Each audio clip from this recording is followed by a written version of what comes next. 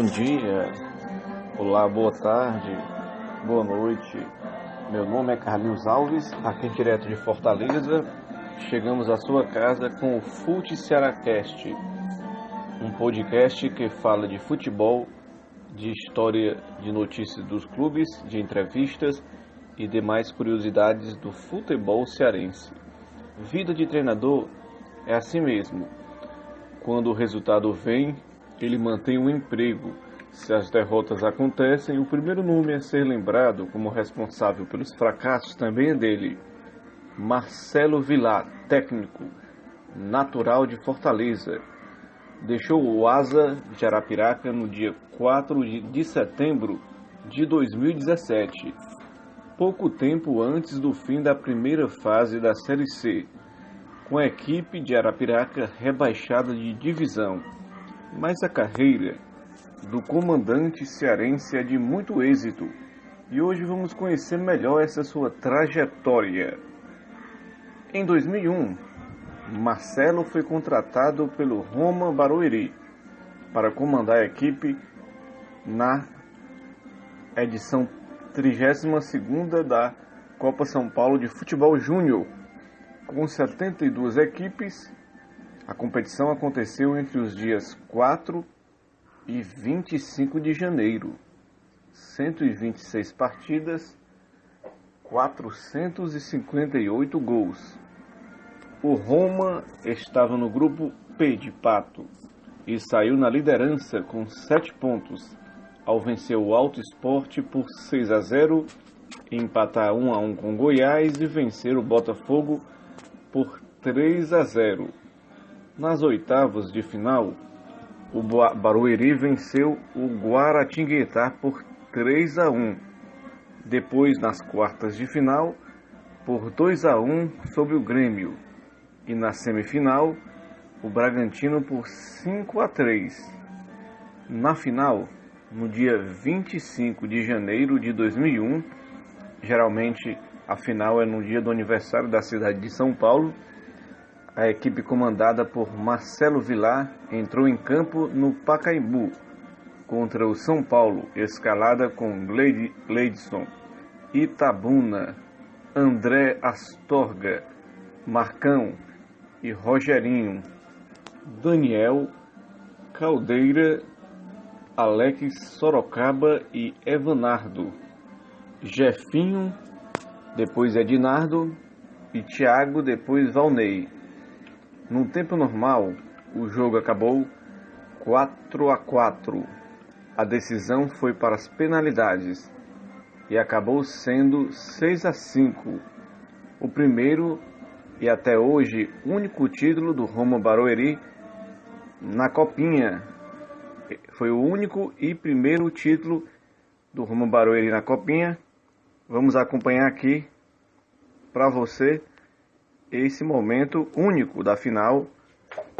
Roma 6, São Paulo 5, o título aí do Marcelo Vilar. De cabeça, o goleiro Abner falhou e cometeu um pênalti. Rogerinho fez pro Roma. De cabeça, Alex Bochecha deixou tudo igual. E mais uma cobrança de pênalti, Ricardo fez o terceiro do São Paulo. Abner falhou de novo. E aí o Thiago fez o terceiro do time de Barueri. Faltando 2 minutos para o final do jogo, Harrison fez o que parecia ser o gol do título. No minuto seguinte, Ednardo fez um belo gol para levar a decisão para a disputa de pênaltis. No final, melhor para o Roma de Barueri, que venceu por 6-5 e conquistou seu único título da Copinha. Fute Cearacast, relembrando aí momentos do futebol cearense. A festa estava toda preparada para o título do São Paulo, que entrou em campo como favorito no dia do aniversário da capital paulista. Só não tinham mais torcedores tricolores no Pacaembu por causa da confusão na venda dos ingressos. O pequeno Roma, que até então só havia jogado em Barueri, sentiu a pressão. O time do Morumbi aproveitou para terminar o primeiro tempo com 2 gols de vantagem. Sai o cruzamento de Ney, Hugo tocou! Veio a etapa complementar. Folga no marcador, Operação Paulina em campo. Melhor para o Roma, que chegou ao empate em 12 minutos. Aí a cobrança, o tiro pro gol! Gol! Itabuna recebe, Alex pediu, é pra Alex, Alex mergulhou! Gol! E a partir daí o jogo pegou fogo. Ricardo, de pênalti, voltou a pôr o São Paulo em vantagem. Correu, bateu! Não demorou muito e Thiago empatou para o Roma. O Agnes soltou, olha o gol! Gol! Mal a garotada de Barueri comemorou e Alisson voltou a marcar para o tricolor paulista. Alisson tocou! Ednardo, numa linda meia bicicleta, deixou tudo igual novamente. Olha a chance, golaço, golaço, golaço, golaço! Vieram os pênaltis. O goleiro Abner se redimiu das falhas em 3 gols do Roma ao defender a cobrança de Cleir. A taça ficou nos pés de Alisson, que não soube aproveitar. Nas cobranças alternadas, Evanardo deu o golpe final. Roma, campeão da Copa São Paulo de Júnior de 2001. Daí, em 2013, Marcelo Vilar estava no Botafogo.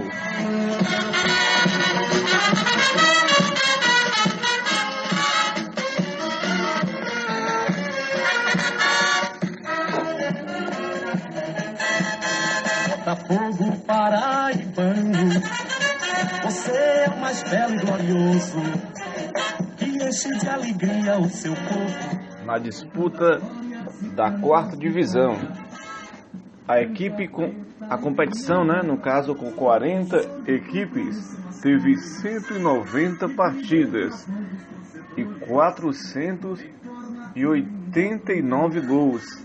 Ademilson, do Tupi de Minas Gerais, fez 12 gols e se tornou artilheiro do certame. O Botafogo estava no grupo A4 e saiu líder da primeira fase com 17 pontos, em 8 jogos e 5 vitórias, 2 empates e 1 derrota, com 14 gols pró e 7 gols contra. Entre as vitórias da equipe paraibana estão o 2-0 sobre o CSA, o 2-0 sobre o Juazeirense, no caso 4-2 no Juazeirense, Nas oitavas de final foram aí uma derrota de 3-1 para o Central no primeiro jogo e uma vitória pelo mesmo placar no jogo de volta, e foi aos pênaltis por 5-3 que ele conseguiu a vaga nas quartas de final, que depois ele venceu 2 vezes o Tiradentes, 2-1 e 1-0. Nas semifinais, 2 vitórias sobre o Salgueiro, por 2-1 e 2-0. Na final, depois de uma derrota de 2-1 para o Juventude fora de casa, a decisão foi no dia 3 de novembro de 2013 no estádio Almeidão, com 19.619 pagantes. A equipe de Marcelo venceu o Juventude do Lisca por 2-0, com Hemerson, Ferreira, André Lima, Mário e Celico, Zaqueu, Doda, Pio, depois Hércules e Lenilson, depois Isaías, Rafael, Aidar e Fausto, depois Varley. Vamos acompanhar aí esse momento, digamos assim, momento histórico desse jogo aí. Botafogo 2-0 no Juventude. Vai martelando a equipe do Botafogo, vai martelando atrás do seu gol. Quem sabe agora, aos 20 minutos, a bola viajando no segundo para a cabeçada! E o gol! E o gol! E o gol!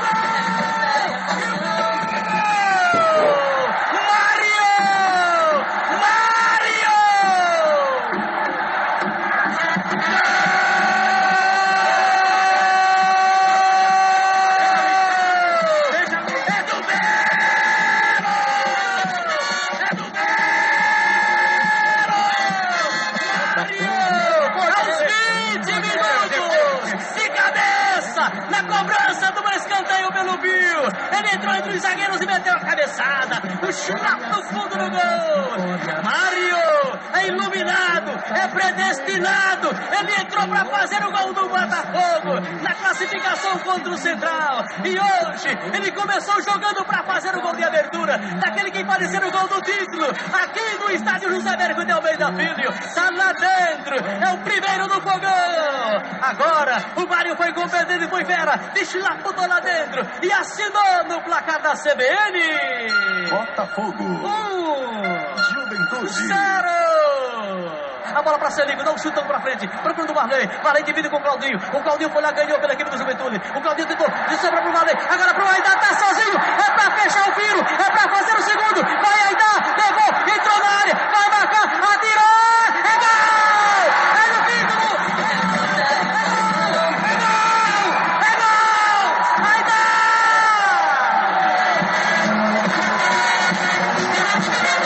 Botafogo.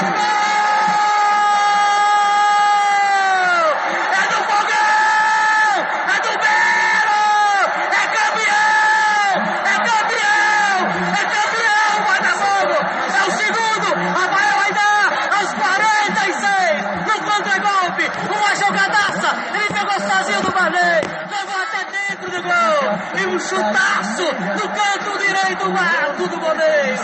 49, agora sim, vai terminar, vai acabar. Eu vou gritar que é campeão! É campeão! É campeão, Botafogo! Você vê aí a narração empolgante de Décio Freire na Rádio CBN, conseguindo o título pelo Botafogo.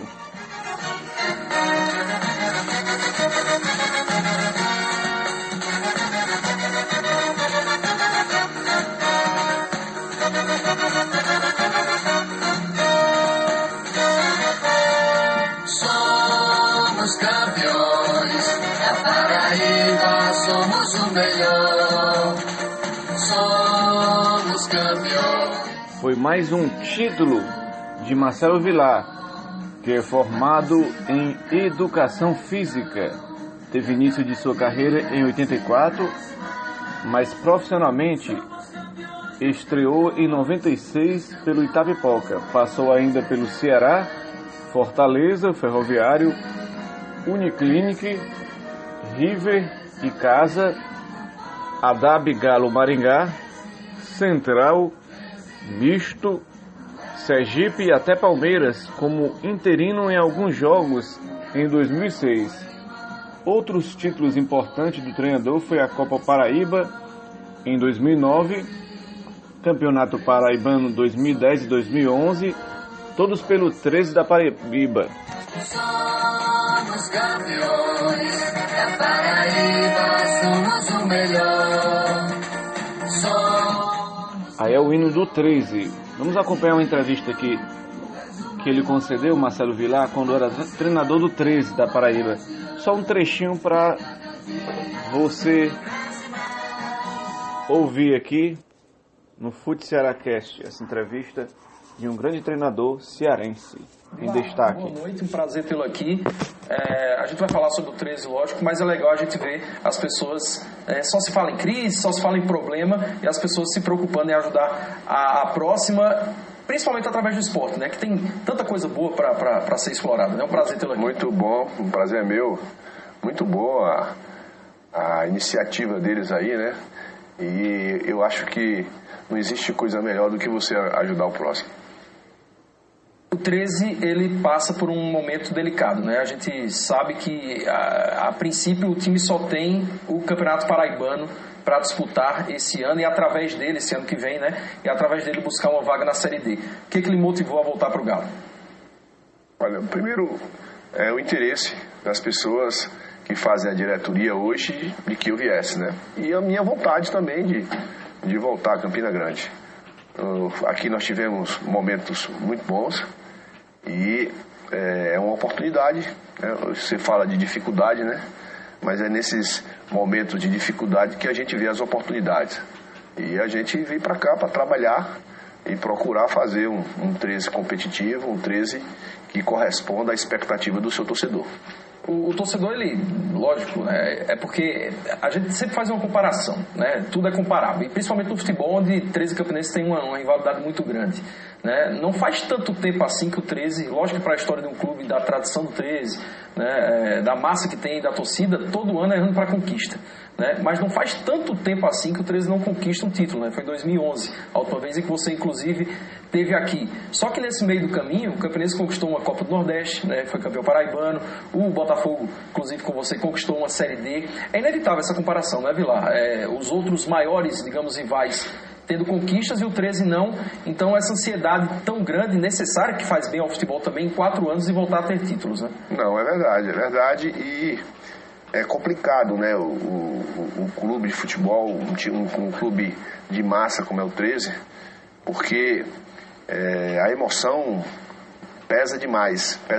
E nesses momentos é necessário que você, às vezes, vá atrás nas suas origens para que você possa se planejar. Afinal de contas, o futebol hoje é necessário ter estrutura, né? E nesse tocante aí, eu tive lá do outro lado agora, e a gente vê que, de certa forma, o 13 ficou um pouco para trás.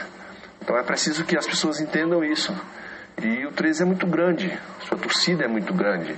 Eu acho que se houver essa união, se houver um comprometimento, dizemos assim, com o trabalho, o 13 tem condições sim de voltar a conquistar os títulos que conquistou no passado recente. Você falou sobre estrutura, né? Comumente a gente sempre traz notícias do Botafogo, você sabe muito bem que a gente mantinha contato, mesmo aqui em Campina, a gente sempre trazendo e falando sobre a evolução do Botafogo extracampo. É lógico que para o torcedor de Campina, principalmente o campinense, ter vencido o título estadual, né, tem uma importância ímpar, não só por questão de calendário, né, se bem aproveitado ou não é outra coisa. Mas eu dizia, a derrota do Botafogo, ela pode ter acontecido em campo, mas fora dele o Botafogo tem vencido diariamente, evoluindo em vários departamentos. Queria que você falasse um pouco do que você vê hoje no Botafogo, inclusive a figura do diretor executivo que você implantou, né, com a diretoria no Belo, e que, pelo que eu sei, o 13 também pretende ter uma figura dessa aqui em Campina Grande. Olha, a verdade é o seguinte, quando eu estive aqui no 13, eu sempre falei da necessidade de se profissionalizar, de se dar estrutura. Eu acho que essa daí é uma das coisas que não é a única e não é a garantia de sucesso, mas ela dá a condição de que o trabalho possa andar da maneira melhor.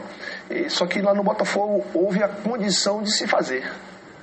Aqui, infelizmente, naquela época, era mais ou menos assim, a gente estava preocupado com o que ia comer naquele dia, então não dava para você ir atrás de outras coisas, né? Então, lá no Botafogo, as pessoas resolveram investir. Até um caso pitoresco aqui, que eu vou citar, quando eu vim jogar aqui contra o 13, no Campeonato Paraibano, eu acho que foi do ano passado, que o jogo foi no PV, né? Aí um torcedor lá atrás disse, Marcelo, você não queria vir jogar aqui no PV? Tá aí, agora vai jogar. Quer dizer, nunca aconteceu isso, né? O que eu pregava lá no Presidente Vargas antes é que existiam outras coisas que talvez fossem mais prementes, mais necessárias naquele momento, como por exemplo um alojamento digno, né? Porque o quanto de economia teria de concentração, você ter um lugar para onde você concentrar, você ter uma academia, você ter um departamento médico aparelhado, um departamento de fisioterapia, um departamento de fisiologia, né? O Botafogo tem tudo isso hoje? O Botafogo tem tudo isso hoje. E na verdade o que eu via era que na minha cabeça era o seguinte, se você tem um estádio que é o Amigão, em que você não paga nada para jogar, e você precisa de tudo isso. Nós, naquele tempo, nós não tínhamos um campo para treinar, porque se nós ficássemos treinando só no campo, é difícil de aguentar. Então, na minha cabeça, né, é interessante o 13 ter um centro de treinamento, ter as suas instalações, ter condições de dar a alimentação e a suplementação necessária para o atleta e tal. Eu via por esse lado, né? Aí as pessoas levam para o outro lado e dizem, eu não queria jogar no PV. Não, eu cheguei agora, louvo o trabalho, o PV está realmente um brinco, está uma coisa bonita e tal, né? Só que tem que mas ainda falta, e não como centro de treinamento. Aí ainda falta, eu vejo que não tem ainda os alojamentos, não tem ainda uma academia digna, não tem. Então essas coisas aí o 13 vai ter que avançar para chegar, né? Só que o torcedor realmente, não tira a razão do torcedor, o torcedor quer o resultado imediato, né? Você sabe que eu sou sempre uma pessoa que eu gosto de ver a projeção no futuro, o que é que vai acontecer no futuro, né? Então, eu estou de volta aí, numa situação diferente, né? Porque... Fute Cearacast, você acompanhou um trecho dessa entrevista do Marcelo Vilar. Outros títulos importantes do treinador, né, aconteceram espalhados aí em outros momentos. Em 99, o treinador dirigiu o Ceará Sporting Clube no Campeonato Cearense, onde Rômulo do Ferroviário foi o artilheiro com 15 gols. Vale lembrar que ele não terminou a competição. O título acabou nas mãos de Arnaldo Lira, o momento final, mas ele participou, né, daquela campanha do Ceará. Na primeira fase, o Alvinegro de Porangabuçu ficou em 5º lugar, numa campanha bem irregular, mas foi a segunda fase, já que 10 equipes passavam entre 6. De 10 equipes passavam 6, né? Quer dizer, foram 14 pontos, 9 jogos, 3 vitórias, 5 empates e 1 derrota. Venceu o Quixadá por 2-1, Uniclinic 3-1, o Uruburetama por 2-1. Na segunda fase, a competição foi dividida em 2 grupos de 3 participantes cada, se enfrentando o grupo A contra o grupo B, passando o líder de cada grupo para a final do turno. Ceará e Fortaleza lideraram seus grupos e se enfrentaram em 2 jogos. O Fortaleza venceu por 2-1 o primeiro jogo. O Ceará venceu 1-0 o segundo jogo e nos pênaltis o Voção venceu 3-2. Isso no primeiro turno. No segundo turno foram 2 grupos de 5 participantes. O Ceará terminou em 3º lugar e passou de fase com 10 pontos, 2 vitórias, 4 empates, 2 derrotas. Venceu Fortaleza por 2-0. Uniclinic, Ceará e Juazeiro foram ao triangular final, que acabou sendo vencido pela equipe do Cariri. No terceiro turno, apesar de levar 7-2 do Fortaleza, seu maior rival, o Ceará foi campeão desse terceiro turno. Na final do Campeonato Cearense de 99, no dia 21 de julho de 99, com 18 mil pessoas no Estádio Castelão, Marcelo Vilar já não era treinador, mas como passou pela equipe, ele também foi campeão. A equipe que foi a campo, já comandada por Arnaldo Lira, tinha Jefferson, Paulinho, Jaime, Valdisson, Oliveira, Kel, Gilmar Serafim, Paulo César, Osmar e Januário, Júnior Amorim, Regis, Pitbull e Robertinho. É isso aí.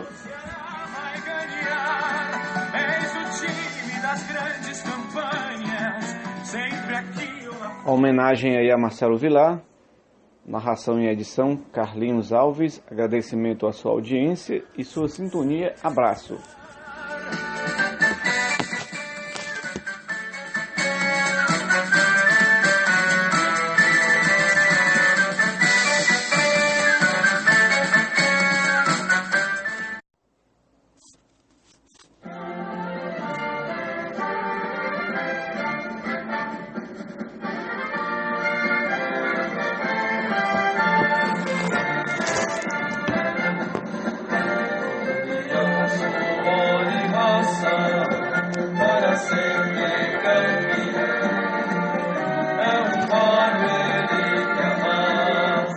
Bom dia, olá, boa tarde, boa noite.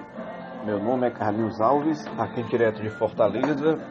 Chegamos à sua casa com o Fute Cearacast, um podcast que fala de futebol, de história.